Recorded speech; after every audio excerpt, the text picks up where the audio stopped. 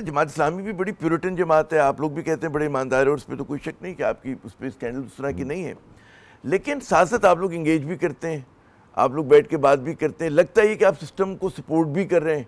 आप जिस निजाम को आप करप्ट कहते हैं, मौक़िफ़ हो सकता है, जिस निजाम को आप करप्ट कहते हैं उसको आप गिरने भी नहीं दे रहे। नहीं, ये एक बात आप समझिए, एक मैं तासुर की बात कर रहा हूं। हम क्या इंगेज करते हैं? हम तो ये कहते हैं फ़लस्तीन पे ऑल पार्टीज कॉन्फ्रेंस बुला लो। हाँ, हमारा तो इंगेज करना हुकूमत से ये होता है। मैं गया था शहबाज शरीफ साहब के पास, और मैं पीटीआई के पास भी गया था, पीटीआई नहीं आई, शहबाज शरीफ ने। बहरहाल अगर ऑल पार्टीज बुला ली तो बुलानी चाहिए थी कि नहीं बुलानी चाहिए? जाना चाहिए था मुझे या नहीं जाना चाहिए? इस्लामी अगर बिजली का मसला हुआ तो हमने जब उनसे मुज़ाकरात किए तो उससे पहले धरना दिया है ना 14 दिन का, एहतिजाज किया है ना, सड़क पे बैठे हैं ना, घर पे तो नहीं बैठे हुए थे, और एग्रीमेंट किया ना उनसे, और उनको इंगेज किया, और उसके बाद जितने भी पैसे कम हुए करवाए, मजीद लड़ेंगे, मजीद बात करेंगे।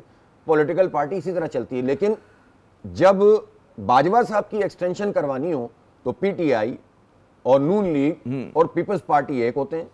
जब आर्मी की कोर्ट्स, मिलिट्री कोर्ट्स बनानी हो तो नून लीग, पीटीआई और ये पीपल्स पार्टी एक होते हैं। शराब के ऊपर एक बात आई असेंबली में और उससे बचने की कोशिश करनी हो तो ये तीनों एक हो गए। ज़ैनब बिल आया, आपको कसूर में जो वाकया हुआ था बच्ची के साथ ज्यादती, हमने कहा कि चौक पे फांसी दो इनको, हमने बिल पेश किया, नून लीग, पीपल्स पार्टी, पीटीआई एक हो गए। 26वीं तरमीम पे मुज़ाकरात शुरू हो गए, उस पर कोई एतराज नहीं है। हम कह रहे थे मुज़ाकरात करोगे फंस जाओगे, लेकिन वो मुज़ाकरात करते रहे, लोग देने पर सब कायल हो गए। मैं आपको पूरी लिस्ट बता सकता हूं कि जिस पर ये सारी पार्टियां, सेनेट के इलेक्शन में सब एक हो गए थे आपस में मिलकर। पीपल्स पार्टी और पीटीआई ने मिलकर जो हमारे नहीं बताइए ना, जो हमारे सादिक संजरानी साहब को चेयरमैन सेनेट किसने बनाया था, और ब्रीफ केस लेकर सिंध से कौन गया था वहां पर?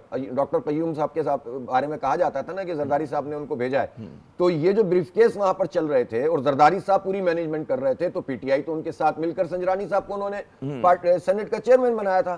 तो रिकॉर्ड को दुरुस्त होना चाहिए। हमारी तो बातचीत हुकूमत से होगी, और हम किसी पार्टी के कहने पर ये बातचीत नहीं खत्म करेंगे, लेकिन अपनी जात के लिए नहीं होगी, पाकिस्तान में अवाम के इश्यूज पर होगी।